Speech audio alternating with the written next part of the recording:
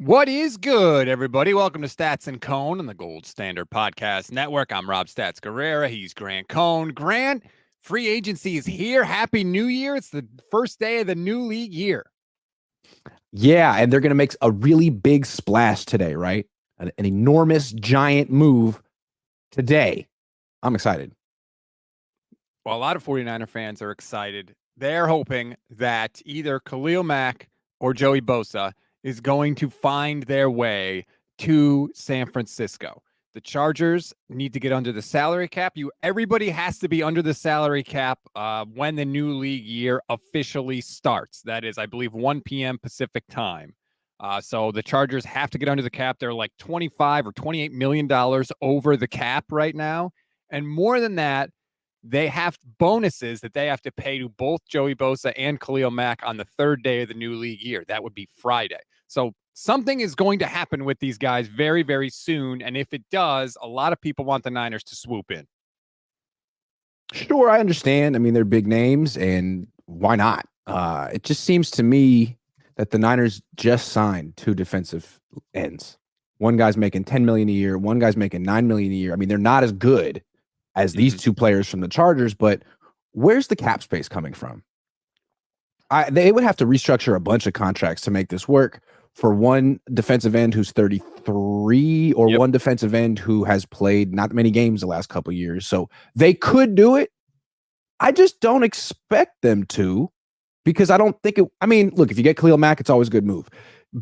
Spending a bunch of money on Joey Bosa when you already spent a bunch of money on a couple other DN, it doesn't seem prudent to bring in Bosa in particular. So I just heard an interview with Matt Barrows on 95.7 The Game just before we went on, and he basically said exactly what you just said, which is essentially they've kind of done their work at the defensive end position already, that he doesn't think it's going to happen. Although he did say everybody that he talks to says, watch out for the 49ers and Joey Bosa. I like this question from Zach Rivera, who says, what signing/move revives the Super Bowl run energy? I feel like a lot of people want the Niners to make this move for Bosa or Mack because they feel like they need a big name guy to go after. It's like, yes, see, we're still making the charge to get to the Super Bowl window. But I don't think that that's necessarily the case. I kind of think what the Niners are doing, which is getting a bunch of, for lack of a better term, Subaru legacies, right? Just a reliable car. No frills, not super, good looking, but reliable, can get you where you want to go. And I think they're trying to kind of stock up on those type of guys. Sure. I mean, what was their plan A coming into the offseason? It seems like to me their plan A was to go to Eric Armstead and to convince him to take a pay cut. I get the feeling the Niners thought they would be successful there, that Armstead would work with them. And I think it sounded like they were negotiating. And talks broke down. And so now that he's gone and they don't even have cap space, it's going to be a post-June 1 release. So they're not even going to have cap space for a while. It seems like they're trying their best to replace him and fortify the defensive line with the little cap space that they have. It doesn't feel like their first choice, their first option of what to do this offseason, but it's what they have to do. Do you agree with the Armstead move? Because if you go to Armstead with this plan, you have to accept the possibility that, hey, we may not be able to agree. And so they had to be okay with the possibility of cutting Eric Armstead before they ever got into these discussions with him. I agree with that move. I think that Armstead was overpaid. You couldn't rely on him to stay on the field. His pay did not match his production. So I agreed with what the Niners are trying to do with Eric Armstead. I agree with it as well. It was his cap hit was over $28 million. It's too much for a guy who has plantar fasciitis, has had it the last 2 years. He's going to keep having it. He's coming off a torn meniscus. It's too much. But at the same time, cutting him doesn't necessarily, eradicate the issue. Now you have to replace him without much cap space. Not easy. So look, they signed 3 defensive linemen. I don't know if those 3 guys together combined are as good as Armstead, but Floyd doesn't miss games. Gross Matos doesn't miss games. Like, these guys are at least available. And if Armstead is out next year for his next team, the Niners will feel pretty good. Plus, they're not done. They have a first-round pick, and I wouldn't be surprised if they use it on a defensive lineman. Matt McCune, I'm going to go with McCune. YouTube channel member says McEwen. There we go. Minus the Armstead drama, the moves have been solid. I agree. I think the Leonard Floyd move is a good move. It's a solid move. He's a dependable player. He hasn't missed a game in 6 years. He's basically averaged 9+ sacks a year for the last 4 years, which is way better than anybody else the Niners have tried to stick across from Nick Bosa recently. Better than Ebukam, better than Cleveland Farrell, better than Chase Young. Name your guy. Leonard Floyd is better than all those guys. So, I think they have made some solid moves, even though they haven't made like the Danielle Hunter, like big splash kind of move. I think when you look at each move in a vacuum and just really focus on the details of it without looking at the big picture, you can praise all of them. I mean, they didn't really overpay for anyone. They got good value. They filled needs. But when you look back, it's like, okay, well, why are you so solely focused on your defense? Why? I mean, what about the offense? All you've done on the offense is bring people back. But on defense, it's like, get rid of this defensive coordinator, get rid of this tackle. All these DNs got to go. Like, we got to overhaul this whole thing. Like, why? It's a whole team. It wasn't the defense that lost the Super Bowl. It was the whole team that lost the Super Bowl. And it seems like someone asked what would be a move that would revitalize the Super Bowl run. Like, how about something on the offense? Something new. Something new. It seems like they're going to run it back with the same group on offense, which I know it was a very good offense in the regular season, but I think it got exposed a little bit at the end and was pretty much bad across the board in the Super Bowl, Brock Purdy notwithstanding. So I'd like to see him do something on the offense. Well, like what, though? What are you going to change? You're not getting rid of Debo. You're not getting rid of Kittle. You're not getting rid of McCaffrey. You're not getting rid of Brock. So, like, what is the change you want to see? An addition to the offensive line would be nice, but any change. Yeah, that's any fair. change. I mean, no offensive line. It's just crazy how the defense basically plays well for 4 quarters against the Chiefs in the Super Bowl, breaks down at the end. And it's just like, you know what? Total overhaul. The offense really struggled the whole game. And Kyle's like, you know what? That was just a blip. We're a good offense. No changes necessary.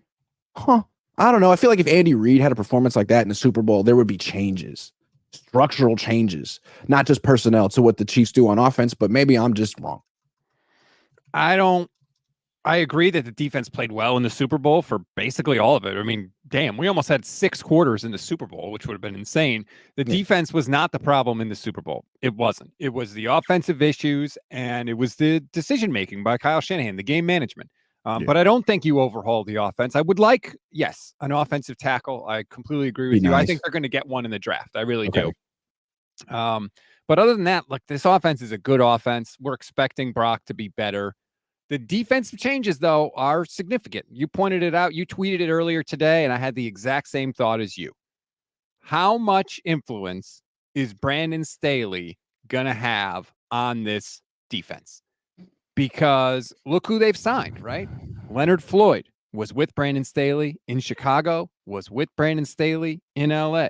They signed Eric Kendricks, who I think is a very good signing, by the way, was with Brandon Staley. So I'm just wondering, normally when you get a defensive coordinator and you shift, you implement a new system, you want to sign your guys. Kyle Shanahan did the same thing, right? He signed Brian Hoyer in 2017, his first year implementing the system. He signed Pierre Garçon, who was with him in Washington. You sign guys that know the system, and it seems like the Niners are going to the Brandon Staley guys, which to me indicates he's going to have a major impact on this defense. Well, it's interesting, like, the defensive coordinators don't really get a say on the scheme on the 49ers. That's Kyle's scheme. But they do get a say on personnel because Kyle, doesn't really know it as well on defense. Sometimes he does, but he's the head coach and he delegates that a little bit to other people. Adam Peters is gone. John Lynch is on his own. And now it seems like Brandon Staley all of a sudden is filling a void of who to bring in on defense. And it's guys in their 30s that he knows, which is interesting. But that would seem to give him a lot of power. Seems like, I don't know. He has such a bad reputation. The way people know him, he failed miserably with the Chargers.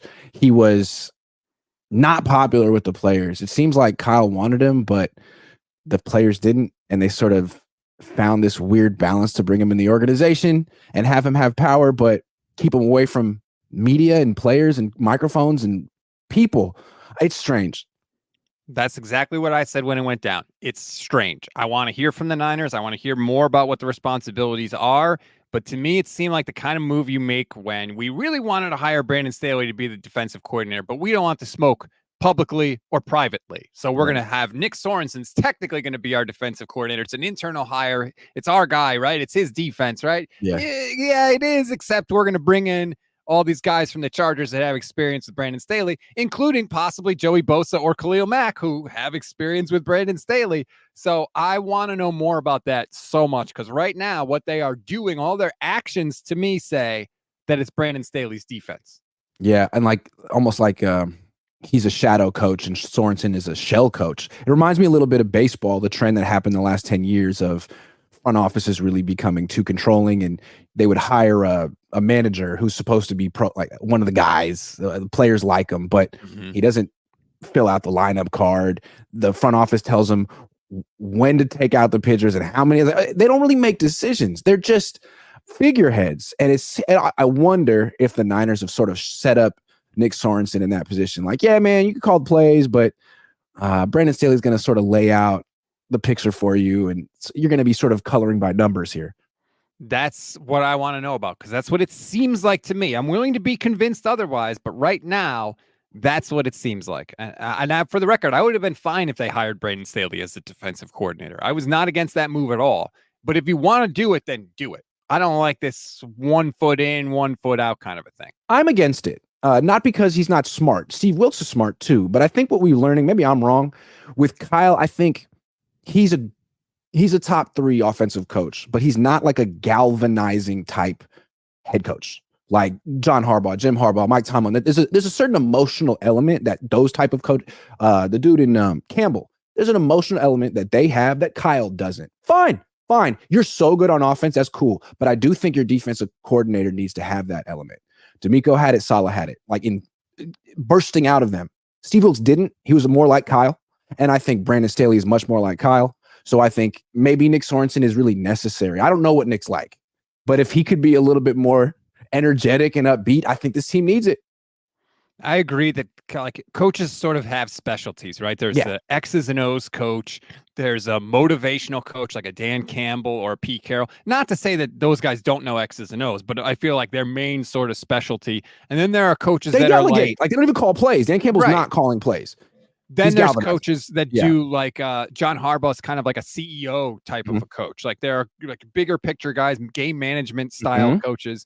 Kyle is an X's and O's guy, and that's fine. That's not a knock, but I agree that like the emotional, I don't want to say emotional intelligence because that sounds mean, but I think that the emotional core of the team is coming from the defensive coordinator. Yeah, I would agree with that. Shut up. Yeah. And that's fine. That's totally okay, man. He's the yin to your yang. It worked with Saleh, worked with D'Amico. It can't be Staley, man. That's one thing. Staley is very removed. I didn't really resonate with the players at all. So we'll see. I don't know how much Staley's going to have, but they are going after, or they have signed a couple of guys that have history with Staley. And if Bosa and Mack happens, that would be yet another guy. And I don't know that Joey Bosa has a good relationship with Brandon Staley. I have no idea if it's good or bad. I don't know. I can't say. You're making a face that makes me feel like it's bad. Do you know something that I don't? It just didn't seem like that team was that enthusiastic about Brandon Staley. But hey, he got Eric Kendricks. He got Leonard Floyd. So maybe some people like him. Well, Leonard Floyd flat out said when he was cleaning out his locker, I'm going where the most money is, which, by the way, I love and fully respect it. Good for you, Leonard Floyd. Go where the money is. I just like that he flat out said it. Yeah, because every player feels the same way. It's like he just at least stood on business, which is my favorite phrase of 2024. Standing on business. So we'll find out what's going to happen with the Chargers. Again, the clock is ticking. They have to get under the cap today. They're going to have to, I would assume that they're going to have to cut guys, because here's the thing. They can't trade Bosa or Mack before the new league year starts. And you have to be under the cap when the new league year starts. So I feel like if they're not going to cut Bosa or Mack, they're going to have to do a whole bunch of other work with some other guys restructuring stuff to get in line before the deal or before the new league year. I just don't like signing Bosa. Khalil Mack, I would never knock a team for bringing in Khalil Mack. He's a Hall of Fame, great player who isn't declining. But Joey Bosa, you pushed out Eric Armstead, who, I mean, because he has injury issues. So you could turn around and sign Joey Bosa, who has That's more injury issues? Like, no. I'm sorry. If it's Khalil Mack, great. If it's Joey Bosa, I got an issue with the fact that you've now signed 4 defensive linemen, and the only offensive lineman you signed is Ben Barch and Colton McKivitz. I got an issue with that. I would agree with the Joey Bosa. Like, the injuries are what scares me with him. Come If you told on. me he was going to be healthy, I'd be all for it. But chances are, it looks like he's not going to be healthy. And he's Yeah. sort of the opposite of the guys you've been signing. Leonard Floyd hasn't missed a game in 6 years. Who's that? Jordan Elliott. Say what you want. He might not be the best player, but he's played every single game of his 4-year career. Like, they have guys that are consistently showing up. It seems like the Niners are sort of making a statement like, we're no longer overpaying for older players who aren't on the field. We're going to be paying not bargain prices, but like bargain prices for Good players prices. who are on the Reasonable. field. It seems like they're making a statement like, we're going to be cost effective. We're going to get guys who are actually out there. So great. That does not seem like Joey Bosa. Right. That does not seem like Joey Bosa. Khalil Mack, I would be okay with if they wanted to go with. He's a little older, but you know what? He's more dependable than Joey Bosa. He's played every game the last 2 years. He's played every game in 4 of the last 5 years. So that's every team needs Khalil Mack. Every team. Let's put it that way. Yeah. Do you think that there's like a make nice with Nick Bosa component to this? Does that factor into anything at all? Obviously, Nick would love to play with his brother. Okay, that's an interesting. Let's go down that rabbit hole. Okay, let's just do a bunch of irresponsible speculation. Yes. Okay, let's try. Did Kyle Shanahan lose the locker room after he lost the Super Bowl? I mean, a lot of people, the whole conversation was, did Kyle know the rules? I'm sure the players were aware of the conversation. Some very high paid, expensive players on this team. And if they're looking at Kyle like, man, I can't believe you blew this for us. If one of them was Eric Armstead, he's gone. If another one is Nick Bosa, he's not going anywhere. Is there something Kyle can do to win over Nick and say, look, Nick, I know I may have ruined, I know you feel like I ruined an opportunity for you, but I got rid of Steve Wilkes. I hired the guy you liked. I brought in your brother. Hey, are we good? I don't know. That's wild speculation. That's completely irresponsible. So I'm sorry I threw it out there, but I thought about it. First of all, this needs to be a weekly feature on the show. Irresponsible speculation. We have stumbled into it here. We absolutely have to make this a weekly thing. Okay. If we label it, then it's less irresponsible. Right. Yeah. We fully admit that this is just rambling, irresponsible speculation, but I'm here for it. I understand why you would at least bring that up, right? I do get that part of it. I don't think it's true. I do think it's irresponsible speculation, but I don't think he lost the locker room either, but I could see the locker room being pissed at him for months. The veteran players on this team have an undue amount of influence over what happens on the field. They drafted a guy 3rd overall. They had a plan to incorporate him as part of the offense. And when they started doing it and it was working, the veteran players told Kyle to stop. And he did, by the way. So clearly the vets have influence on this team. So, I agree. I don't think he lost the locker room either. But I don't think Joey Bosa's coming here either. So if he does, I would wonder, like, why, man? Is this just to appease Nick? Is Nick that upset with you, Kyle? Can't you guys just have a beer and work it out? I don't know. Yeah. Okay. That's rampant wild speculation. Yes. And that needs we're doing that every week from now on, because that is just my favorite thing in the entire world. Me too. The other piece of business, let's say, that needs to get done for the 49ers is they need to come to some sort of resolution with Brandon Aiyuk, whether they extend him, whether they say, you know what, we're not going to extend you. You're just playing on the 5th-year deal. It needs to get resolved. How, Grant, do you think it gets resolved? Well, I wouldn't be shocked if they make Brandon Aiyuk play out the 5th-year option.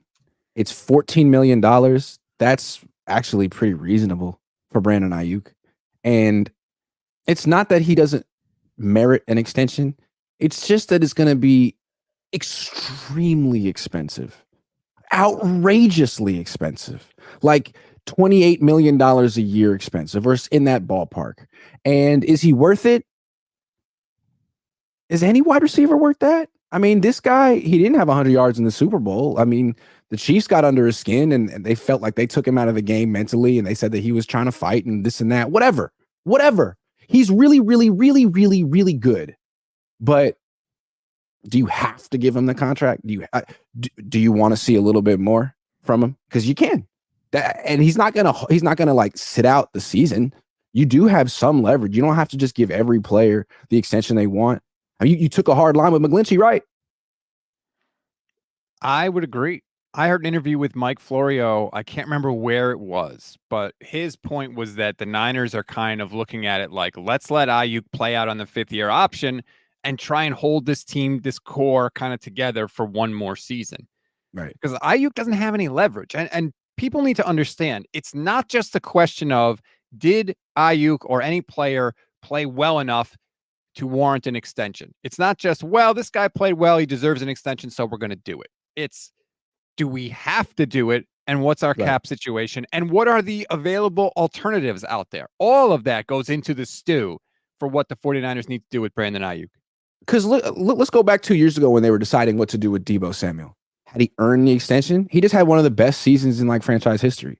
So in that sense, you could say he earned it. But looking forward, was it smart to give him that big contract? Like, the Niners seem to regret it right now, or they should. So you got to sort of think that way with Brandon Aiyuk. Has he earned it? Yeah, in a lot of ways he has. He shows up every day in practice. He blocks. He does everything right. But is it smart to give him $28 million a year for the next 4 or 5 years? That's a different question. I agree. And also the price of the alternatives. If this is a really good wide receiver draft, can we draft another guy that might not be what Brandon Aiyuk is right off the bat, but if he's 85% of Brandon Aiyuk and he's 10 times cheaper, they have to factor that in too. I always say building a roster is like doing a Rubik's Cube. Every move you make affects every other part of the cube. You can't just make a move in a vacuum. It all goes together. Keenan Gims says, real quick too, when they gave Deebo all that money, it was understood like, okay, well, he's the focal point of our offense. We're going to hand him the ball. He's the running back. He's our number one wide receiver. It makes sense. But with Aiyuk, like, you're going to give him $28 million a year because he's efficient. You don't even give him that many targets. You're a run first team. You like last in the league in pass attempts.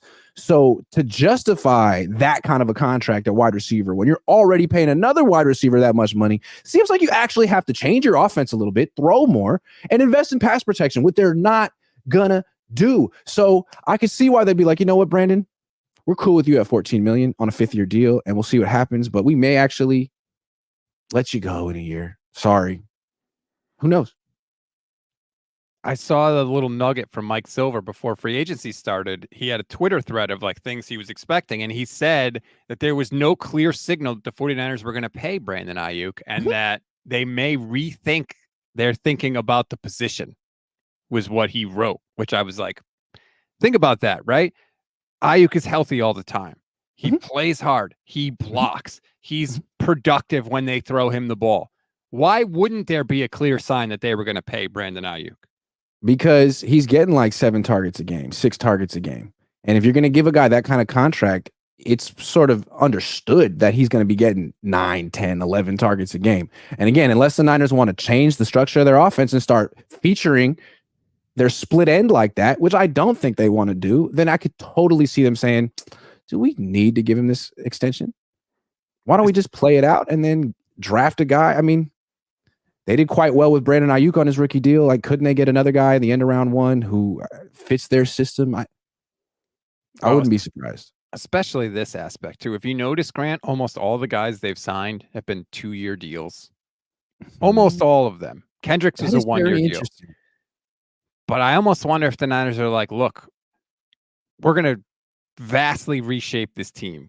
Come hell or high water, whatever happens after 2024, this team's going to look a lot different. I think it is anyway. So maybe they're like, maybe we don't want to lock into anything because we may be blowing this whole thing up in a year. Or let's think Brock Purdy.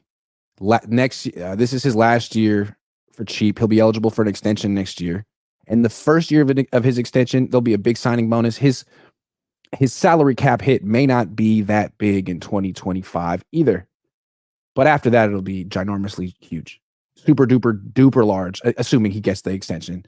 And then the whole structure of the team's gonna have to change. So maybe the Niners see it as 2 more years with a cheap quarterback, 2 more, and then who knows what it's gonna cost to keep Brock Purdy if 36-year-old Kirk Cousins coming off an Achilles tear gets 45. God, Sam Darnold just got 10 from the Vikings. I mean, Brock could get 60. Who knows? By the way, for the record, I'm not just assuming that, we're definitely going to sign Brock to an extension in a year. Like, who knows what could happen next year? Same conversation. They can make him play hurt. Yep. Like, I'm not there yet where it's like, that's what people were thinking with Talanoa. Like, oh my God, what are we going to do? He's going to need this huge extension. He got hurt. Now, I mean, I don't know what you're going to do with Talanoa, but it seems like he's sticking around. And he may not even get an extension. He may have to play out his deal. Right. I'm just saying we can't just assume that. Look, I mean, Jimmy Garoppolo signed that deal, and they were like, they couldn't wait to get out of the end of it. Colin Kaepernick signed a huge deal with the 49ers, and he wasn't the guy. So I'm not in a rush. I want to talk about that. Jimmy Garoppolo and the Niners backup quarterback vacancy. No. Let's talk about it. I mean, not Jimmy, but I want to talk about the Niners quarterback vacancy, like what they should do at that spot. Kenyon Grims, Fernando, and Butter and Biscuits. Shout out to Ryan Hensley. Matt McCune says they save money on the cap by extending Brandon Aiyuk this year. Yes, they save money. But they also lock themselves into a very expensive player long term. Yes. Jeb says Kendricks, UCLA baby, bring Jack and Barr too. No, we don't need all the Vikings linebackers. So let's calm down with that. But I do like UCLA players in the team. Cool. Matt says Debo in a 4th round pick for Newsome in a 6th. I assume that's Newsome from the Browns, the corner. I like that. I don't hate that. Yeah, I like that. That's very clever, man. That's good. I like that. Okay, let's talk about the quarterback. Although again, you're robbing your offense to improve your defense. Like at some point, the Niners it'd be cool if they would do something to add to their offense. Be cool. I think their offense is good, personally. I don't think they need to add. I would like to see some offensive line help, but I think that's coming in the draft. We'll get to a couple more super chats in a minute, but let's talk about the backup quarterback spot. 49ers re-signed Brandon Allen. Sam Darnold is no longer a thing. Thank you, God. Get off my team. He's now in Minnesota. The assumption from everybody is that the 49ers are going to draft a 3rd quarterback. Do you like that quarterback room of Brock, Brandon Allen, and a rookie to be named later? I do like it. That's what I would do. And I think people that would go the other way would say, geez, can't really trust Brandon Allen to play if Brock Purdy goes down. And would you really trust another rookie to step in with this team? Yeah, I would. I mean, Brock did a good job. And the way I look at it is, name me one quarterback on the market right now you like. There are a bunch of retread failures, to be really harsh. But that's what they are. Guys who have failed multiple spots and are complete retreads. You're bringing them in for experience? Not all experience is good experience. You can get guys in the draft in round 7 who have a ton of experience. I mean, Brock Purdy showed us that. So I think the Niners should try to, I'm not saying they're going to find the next Brock Purdy, but I think there's a bit of a template that they can follow to find another college quarterback who can function right away for them. And I think they might look at it as, we'll draft the guy, and hell, if that guy outplays Brandon Allen, we'll make Brandon Allen the 3rd quarterback again. Yeah. I don't think they care about that. Yeah. I kind of agree with what Kyle had said a few years ago. I can't remember if it was 2 years ago or 3, but whenever he said it, he was basically like, look, you can find a backup quarterback that if they have to play for a couple of games, like you'll be okay. If your backup quarterback has to play for an extended amount of time, more often than not, you are screwed. Now, the 49ers ended up being the exception to that because Brock came in and played well. But most of the time, if your backup's got to play 4, 5, 6 games or more, your season's pretty much over. So I kind of understand the 49ers going the Brandon Allen / rookie to be named later route. Right, because if you sign a guy, he's just a backup. You can say whatever you want to say. He's Sam Darnold. He's just a backup. You're in trouble if he has to play very much at all. But if you draft a guy, you don't know what he is. He might be just a backup. And that's what the Niners thought Brock was when they drafted him. That's all they thought he was. Yep. But then you bring him into camp and it's like, oh, hey, way. Turns out he's pretty good. And you're not going to have that revelation from some 27, 29, 34-year-old guy who is on his 7th team that you bring in. Like, you've tried that. You tried it with Josh Rosen. You tried it with Sam Darnold. It doesn't work. Not here. I want to see you draft another quarterback. Give Brian Griese another shot. Let him see what he can do. Let him try. I agree, especially Brian Griese may not be on your staff for that much longer. Right. If he gets another job somewhere, if he has this ability to find quarterbacks, whether they're, backup quarterbacks or starting caliber, whatever, like, take advantage of it while he's in the building. You know what you're looking for at that position. You don't need a guy who's 6'4". You don't need a guy who has a strong arm. So that all of a sudden you're looking at quarterbacks that like 90% of the rest of the league isn't looking for. Give me the shortest guy with the weakest arm. No, who else is looking for that guy? What you want is a guy who's mobile, experienced, smart, decisive, mature. You can find those guys.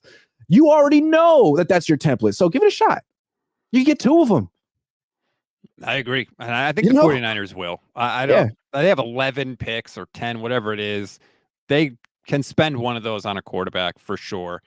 So I think that is something that is definitely going to happen.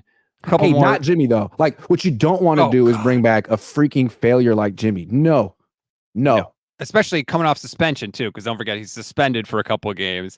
And you don't want that. You don't want any quarterback drama. You had no quarterback drama. John Lynch talked about it at the Combine, right? It was so nice not to have a controversy, not to worry about Brock Purdy's health, that it was Brock, and they were settled. You sign Jimmy Garoppolo again, well, forget that. That's out the door. Then you've got all sorts of quarterback drama. Do you really believe in Brock? Like, why does Brock need that looming over his shoulder? I mean, not just the player, but the conversation. He doesn't. So to me, just draft a guy in round 7. That doesn't put any pressure on Brock, but at the same time, as an organization, you've had success with that. You know what you're looking for, and you know what's available there.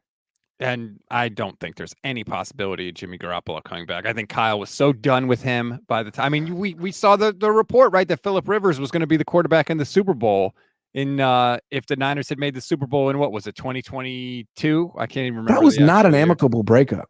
No, they were done with each other. 100%. Yeah. They weren't talking when they were working together. No. Phillip Rivers said recently, I just saw a podcast clip, like that was a real thing, that he was definitely considering it. So that tells you the relationship with Jimmy.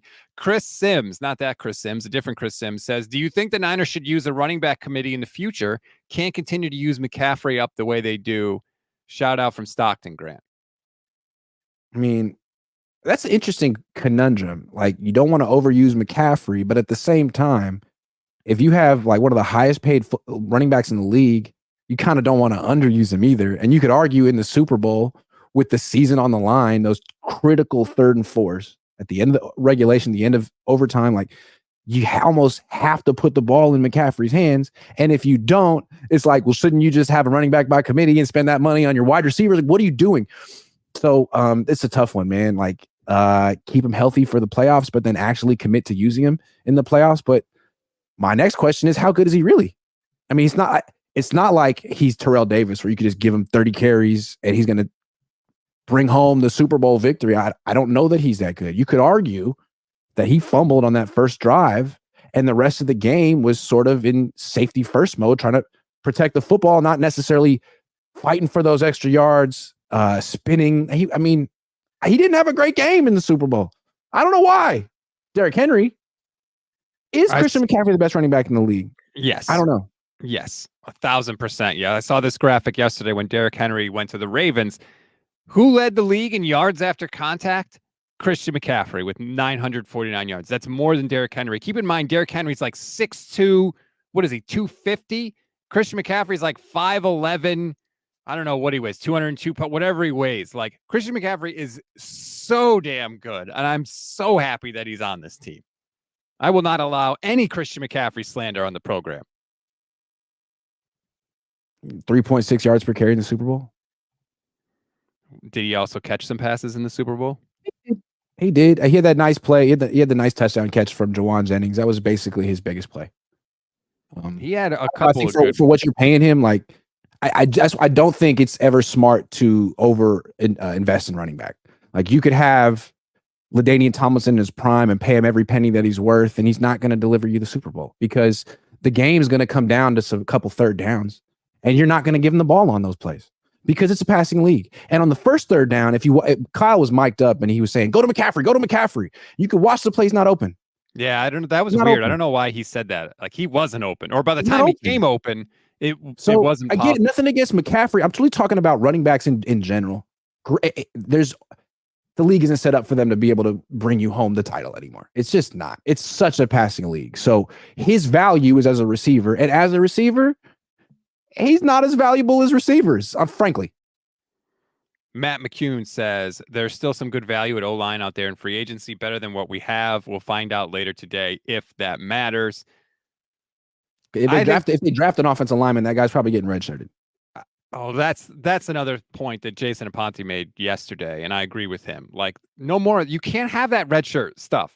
You got to have guys that can contribute right away, because you've had too many draft classes where you haven't had anybody that can contribute. So you need guys that can produce on the field. I thought they were redshirting D. Winters and Jalen Graham, and then it's like they signed 32-year-old Eric Kendricks. It's like, oh, so they were just busts. Okay, all right. Well, I don't know. We were holding out hope, but yay, you gave up. So what's the point? Or maybe they think that those guys can be backups, but they want to. Again, Kendricks is a reliable dude. They know what they're getting. I think that's what they want more than anything. How successful has the Niners redshirt program been? Not that successful. Not really. Banks is not that Hufanga, good. Brown. That's about it. Yeah, Hufanga, I feel like they were taking Tart off the field for him. True. Pretty early. True. Yeah, like just a straight up redshirt year, no playing at all. Banks. Yeah, Banks. I mean, Danny Gray, no. Trey Lance, Price, no. Trey Lance. Well, they tried to get Trey Lance. They tried. The team rebelled. Yep, so that didn't work out. Yeah. Because if you have guys that can play, Grant, you play them. Exactly. Like, they redshirt because they're not good. Yeah. Yeah. So and what's crazy is like the Niners are so afraid of these young guys being able to step in. Chiefs were way younger than them. Rams are really young. Lions are really young. Incredibly young. You can play with young guys. It's just coaching. You can do it. I don't know if this is true, but I thought I saw on Twitter yesterday the Packers don't have a single player over 28, which would be kind of that's incredible. I don't know if it's true. I did see that on Twitter, but I didn't research it. But if that's true, it's incredible. Matt also says, I don't have faith Kyle will change, but I do believe in the law of averages and things need to balance out. Meaning, I don't know what you mean by that, Matt. What will the balancing out be? Let us know in the chat. Matt also says Jimmy G suspended performance reducing drugs. They certainly didn't seem to help him. I'll say that. I mean, really, I don't know what Jimmy was trying to do or what happened to him, but it seems like not only did he get himself in trouble, but he opened up the door for the Raiders to just wash their hands of him. Like, imagine if Russell Wilson had made that mistake. The Broncos would have been so grateful. Oh, yeah. They would have been so grateful. I'm sure the Raiders were like, yes! Oh, my God! This is amazing! Right, we were going to cut you anyway. So yeah. He used he didn't have a prescription, or he didn't have like clearance for taking a prescription. That's what it was. So I guess that seems like a very procedural, avoidable thing. Just get the exemption from the NFL to take this prescription. Cost him millions of dollars. He's not getting back. No, God, no. Dale says, did we really need an announcement about Debo changing his jersey to number 1 and Debo throwing shade at BA saying I'm the only one here? I don't know. Did Debo say that? I'm not familiar with that comment. I didn't see that. I don't think Debo would throw shade at Brandon Aiyuk. Debo was just on K Adams saying that Brandon Ayuk's his guy, that he loves Aiyuk, that he doesn't think Ayuk's going anywhere. I didn't see that. Sorry. I mean, Aiyuk is 11 and Debo is 1, so maybe he's saying I'm the only one here because he literally is the only guy wearing jersey number 1. I don't know. I don't think the Niners made a big deal of the jersey change, by the way. I mean, they tweeted out a thing, but that wasn't, it wasn't a huge deal. People in the chat are saying the Niners. Hold on. Okay. Adam Schefter is saying that the 49ers are trading for defensive tackle Maliek Collins. So he played for the Texans last year, which, I mean, that's wide 9. That's D'Amico Ryans. Have I heard of Maliek Collins? No. But let's become Maliek Collins experts right now. Have you heard of Maliek Collins? Terrible. I hate it. No, I'm just kidding. Okay. He's 28. He's started 112 games in his career, which means I absolutely should know who he is. He was a 3rd-round pick. He was drafted by the Cowboys. He played for them for 4 years. He played for the Raiders for a year. He's been with Houston for 3 years. Last year, he had 5 sacks. How many snaps did he play?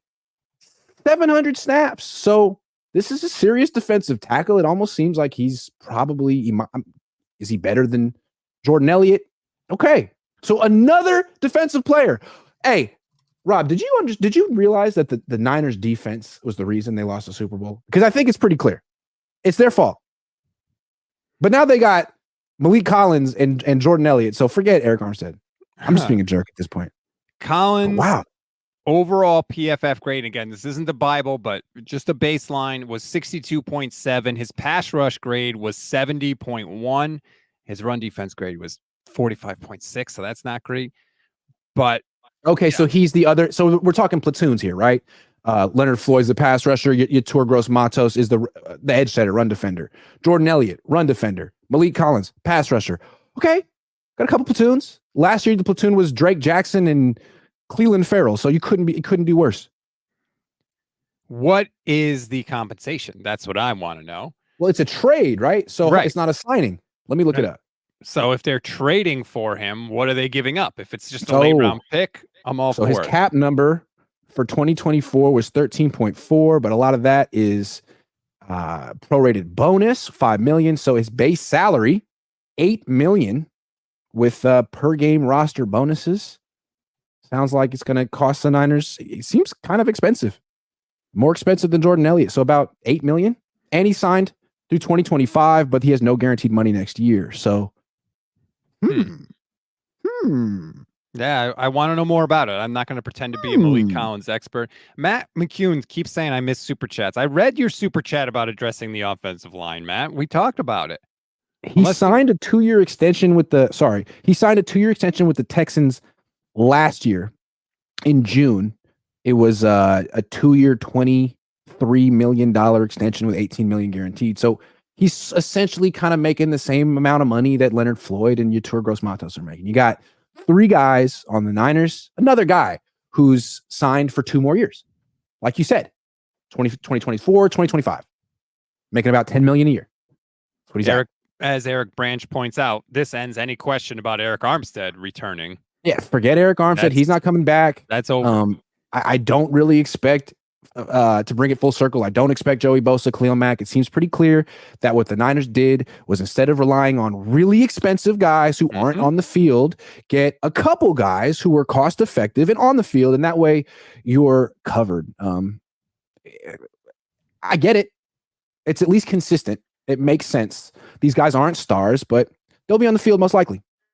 I think the 49ers are saying, look, we've got the Lamborghini and the Porsche. We've got all those in the garage already, right? We've got Warner and Bosa and Hufanga's, going to be back. And we've got McCaffrey and Kittle and all the names. We all know the names.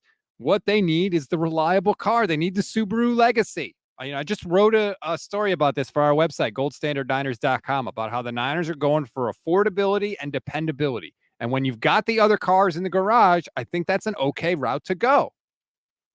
I just had a thought. All right. Another thing that this says is they're actually looking at scheme fit, because this guy played in the wide 9. They can see it. Jordan Elliott played in the wide 9. They can see it. You know who didn't play in the wide 9 that they gave a whole lot of money to? Hargrave, who had a solid year, but you could argue he's not a scheme fit in the wide 9. He was killing it in a 5-man front. It's a whole different thing. He was getting one-on-ones all day and destroying them. Here, it's a different story. It's a different job. So maybe are they going to trade Javon Hargrave? Are they? Hey, can we come back to irresponsible speculation? Always. Let's bring it back. Let's look at Javon Hargrave's contract. They're paying him a lot of money to potentially not fit this defense. Let's look at Javon Hargrave. What you got? Hold on. Okay.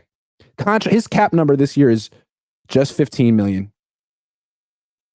So you're not really creating any. No, okay. But next year they could trade him. They could trade him next year. He has no guaranteed money next year. His cap number goes up to $26 million. A post-June 1st trade, they could move Hargrave. Post June 1st, they could. There'd be only a 5.8 dead They money. could. I But don't know. Because it pre-June seems 1st, to you're me not that doing Jordan Elliott and Malik Collins are both starters. Two starters. I mean, Jordan Elliott, is he not? Jordan Elliott, was he not a starter last year? I don't think I don't know anything about him. I know he did not have good PFF. He started grades. 14 to 17 games last year and 17 to 17 games the year before that. He could come off the bench for sure. But how much money did they give him? Do we know? I don't think we know yet. Again, none of these deals can become official until the new league year starts. Okay. We have today. some preliminary figures on Collins, Floyd, and Gross Matos, but we don't know Elliott yet. I'd be curious to see if he's paid like a starter or backup. What's going on with Hargrave?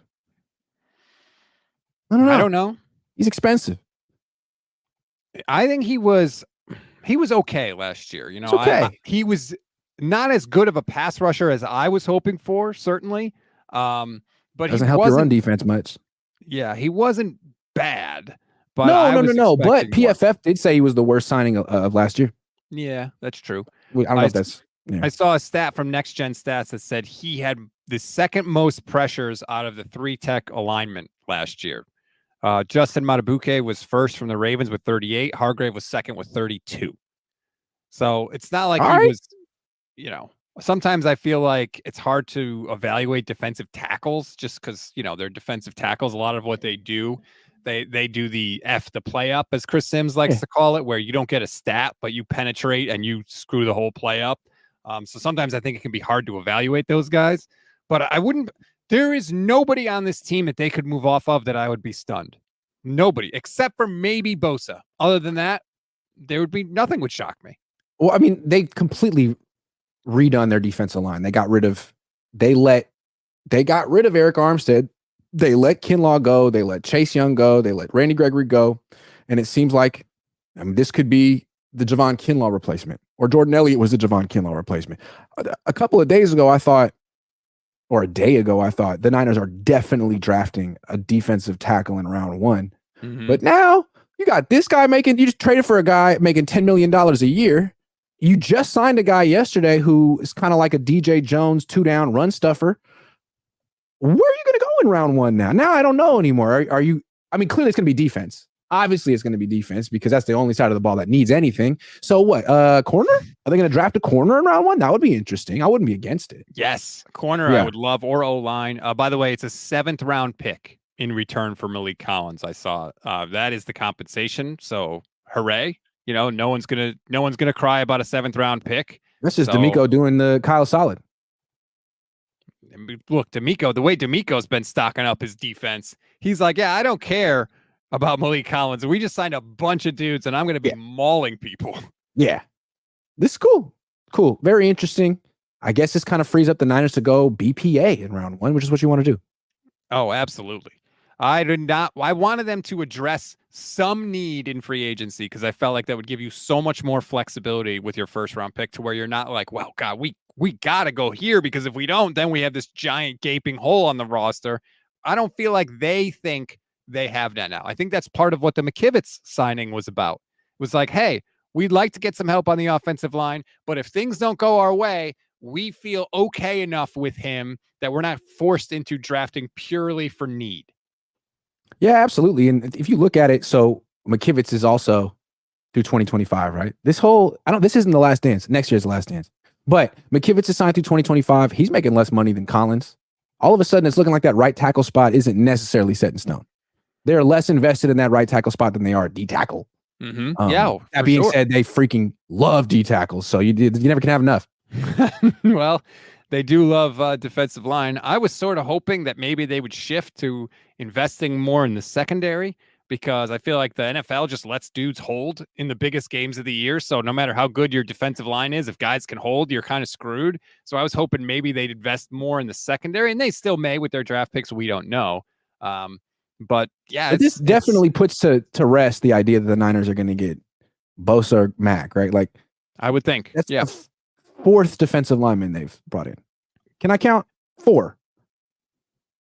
Gross Matos, Collins, Floyd, and Elliott. Yeah, that's 4. Yeah, that's 4. Okay.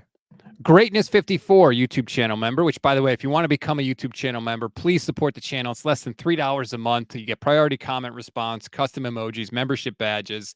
Please do it. Greatness 54 says, I'm hearing that the Rams are in pursuit of Patrick Surtain. That's what your sources tell you? Sorry to say that. I'm snarky. I hope not. I think the Rams are having a good offseason. I think the Rams are going to be a problem for the 49ers next year. A lot of people got mad at me when I tweeted that out, that the Niners aren't going to be able to just shove them around like they have in years past. They're bulking up the offensive line. I don't want them to get Surtain, but you know what? That's what the Rams do. The Rams take those swings. In fact, that's why the Niners have been so aggressive, because they talked about how they had to, because the Rams started to do all those things. Right. And, if you're in the NFC West and you're trying to take down the Niners who've owned this division for a little while, it seems pretty clear that what you need to do is play some high level of man-to-man coverage, particularly against Brandon Aiyuk. As long as he's on this team and because against Purdy, his best attribute is his anticipation, which is killer against zone. But against man, it's more about picking out the matchup, putting the ball in a spot where only your guy can catch it. And that's more about arm talent and the receiver getting open. How about that? And that's what Aiyuk does. So if you can shut down Aiyuk man to man, you got a really good chance, because Debo can shut himself down man to man. Last night, Mike Silver, someone tweeted at Mike Silver and was like, hey, I'm really disappointed about what the 49ers have done. I thought that they would do more. And Mike Silver's response was, stay tuned, which of course got a lot of people excited. He was just asked if this was the move Mike Silver was talking about, and Mike said, quote, they're not done. So maybe the 49ers have another move cooking. I don't know if it's going to be, a big move, but at least it sounds like Mike Silver knows that something else is coming down the pike, which that's always exciting. Hey, I would never I have questioned Mike Silver. Mike, I'm sorry. I bought him a burrito to formalize the apology, and I would never question him anymore. He knows what he's talking about. They're not done is a fair thing to say. I would imagine they're not. And again, let's think it through. Can they make another big signing? Seems tough. But could they trade?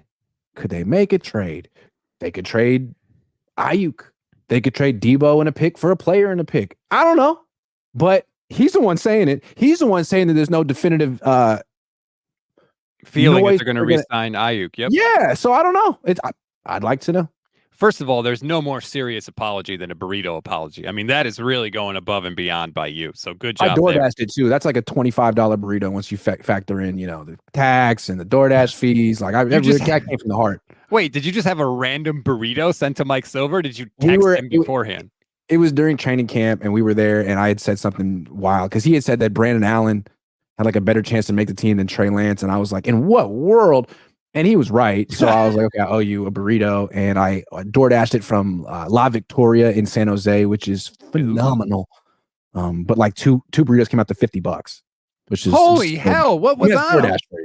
It's probably a $10, $15 burrito, but once you actually factor in all the fees, it's just a lot. But it's for your convenience. Damn, that is a fancy burrito. California. I need you to do something mean to me so you could apologize that way to me. I'll eat a fancy burrito. I'll get it shipped to you in Connecticut. Well, you can do that. You can, yes. Dave Barclay, YouTube channel member, says Kyle believes defense wins championships still. I completely agree. Offense wins quarterbacks win championships now. Teams win championships. Do one thing for your offense. One thing. It could be a backup quarterback, man. I know you will eventually, but like, how many defensive tackles are you going to sign before you sign one guy to your offense? The Jawan Jennings thing is interesting. Technically, we don't know how that's going to work out. It seems likely that he'll be back. They gave him a second-round tender, and so what that means basically is he can go and talk to other teams and try to find a good deal. And if another team signs him to an offer sheet, the Niners can look at that and they can match it, or they say, no, go ahead and leave, and the Niners get a second-round pick in return. So to me, no matter what happens with Jawan Jennings, I'm good with it. Because absolutely. To draft him in the 7th, get the production that he's given you, and then even if he leaves, you get a second-round pick back. That's just good business. But that's why he won't leave, because from another team's perspective, if they need a wide receiver, you could draft a wide receiver in round 2, or you could trade a second-round pick for Jawan Jennings and give him an extension. Like, I'll just draft a wide receiver. And I think the Niners knew that when they tendered him at the second-round spot. He did the same thing with Kendrick Bourne 4 years ago, kept him for one more year, and then he left as an unrestricted free agent. And that's exactly what I think they should do with Jawan Jennings, by the way. You don't need to sign that guy to a big contract. No. And you'll get a comp pick for him in a year when he leaves, which is fine. You won't get a second round pick, but you might get a third or fourth or a fifth. Matt McCune is back. He says the Lions retooled their secondary. Watch out. I refuse to worry about the Lions as long as they have Jared Goff as their quarterback. I'm just not going to worry about him ever. That's fair. I mean, they had a massive lead in the NFC Championship game, and they gacked it all up. And I know some of it was drops, and it wasn't Jared Goff's fault, but some of it was Jared Goff's fault. So I'm not worried about the line. There are other teams in the NFC that are worrying me. The Rams, for one. The Packers, I think, are going to be much better. They're definitely another team in the NFC that worries me a little bit. The Falcons with Kirk Cousins are not going to be a bad offense. I'm not saying they could beat the 49ers, but they're winning that division. See, that's where you lost me. You took a hard line with Jared Goff, but then you came back to Kirk Cousins. Like Kirk Cousins is better than Jared Goff. No, he's not. He absolutely is. He's not. He absolutely isn't. Kirk Cousins is better than people give him credit for. Every year, he puts up 4,000 yards and 30 touchdowns. So does Goff. Every year? Yes. Except for a couple of years on the Rams, he's back. Hold on. This is worth talking about. They're the same person, except one's younger and doesn't have a surgically repaired Achilles. Jared Goff last year threw for 4,500 yards. That's a lot of 30 touchdowns and 12 picks. Freaking Kirk Cousins. Well, don't forget Kirk got hurt last year. Kirk was balling out last year before he got hurt. He was leading the NFL in yards and touchdowns. I think Kirk gets disrespected. I really Kirk plays do. with Justin Jefferson. No. So? They're the same. They're literally the same quarterback. Like, I think Jared Goff is a clone of Kirk Cousins. He was cloned. They're a lot closer than I thought. I'll say that. I did not realize Goff had some of the numbers. He's got a couple of some of those McVay years, man. Woo. Yeah. Telling you. He doesn't quite have the same touchdowns as Kirk has, though. He's got Goff has 2 seasons of 30 touchdowns in his career. Goff's won 4 playoff games. Kirk's won how many? 1, I think. 1. Yeah, that's not all a function. Kirk's going to go down as the highest paid football player of all time, and that's incredible. Well, I don't know how he did that. A massive contract from Atlanta coming off an Achilles. That's the thing, too. Like, if I were Brock Purdy, like Kirk Cousins showed you the way to quarterback contract Hall of Fame enshrinement. You play out your contract. You play through the franchise tags, and you hit the open market. That's how you do it. That's how he's gotten all this money, because he's always on the damn open market. If I were Brock Purdy, that's what I would do. You have to take the risk, but also, like, is it a risk? Kirk Cousins is coming off. Don't sign the extension. Don't sign the extension. Massive money. Dak Prescott got hurt before he signed his massive extension. Didn't hurt him. Hell, even Alex Smith had one of the grisliest injuries of all time. It didn't end his career. He came back after that. So if I was Brock, follow the Kirk method. Yeah, because, I mean, whatever the Niners offer Brock next year is going to be something that they feel is mutually beneficial, something that gives the Niners some sort of break. Like, hey, we'll give you this extension now because you haven't gotten paid, but it's going to be in our interest too. And if Brock wants to be like Kirk and squeeze out every penny of potential earning power from his profession, from his career, then just say, no, it's okay. I'm in no rush. I'll be here a long time. I'll play out my contract. That's cool. Hey, we're all good. I'll play out the 4th year. And then you'll either give me a fully guaranteed contract or you'll give me a franchise tag, and I'll be good either way. So we're good. Don't even talk. The difference is, of course, Kirk was, I think, what was the Kirk? A 4th round pick, and Brock was a 7th round pick. So Kirk had a little more money than Brock Purdy. Brock has a roommate, so he's got good. He's good. He's saved, and he got that endorsement deal. And shout out to Brock, by the way, just got married. Congratulations. Congrats. And congrats to Fred Warner, welcoming baby boy into the Bo Warner. That's a good name. B-O or B-E-A-U? B-E-A-U. Okay. I thought it might have been named after Bo Jackson, but they went French. Classy Bo. Classy Bo. If I had been a girl, my parents were going to name me Margot, which is like I'm glad I wasn't a girl. It's kind of I'm nothing against the name Margot, but it's like, I can't even spell that. I don't like, M-A-R, silent T's. Silent T. Like, I'm not French. What? That's no good. Pardon? All right. So before we wrap up, Mike Silver says the Niners aren't done. If you had to make a prediction, do you think the Niners aren't done means they make a one more addition to the defense, or they make a move affecting the offensive side of the ball? They're going to trade Brandon Aiyuk. Mm. I don't know. It seems like that's what Silver keeps hinting at. Like, hey, they might do something big. Hey, You're right. they're not really sure about paying Brandon. Like, hint, hint. Is that not what that's what I'm picking up. Maybe I'm wrong. I would agree with you. I think that the breadcrumbs are certainly there. Whether or not people want to look at them and acknowledge them is up to them. But again, don't be shocked by anything that happens with this. They're never boring, Grant. No. They are never boring. No. And again, maybe the Niners feel like, I don't want to pay him this. We open to trading him. Doesn't mean there's a team that would be willing to trade the Niners the 20th pick in the draft for him. Maybe other teams are like, you know what? It's a great year for wide receivers, and this guy really is expensive. Maybe we'll just draft the guy. So the Niners might be stuck with each other. Wouldn't that be nice? Dre says, Silver saying that means Kyle's going to bring in another kicker. Yeah. Poor they got to Jake replace Moody, Charlie Warner man. as their backup tight end. So watch out.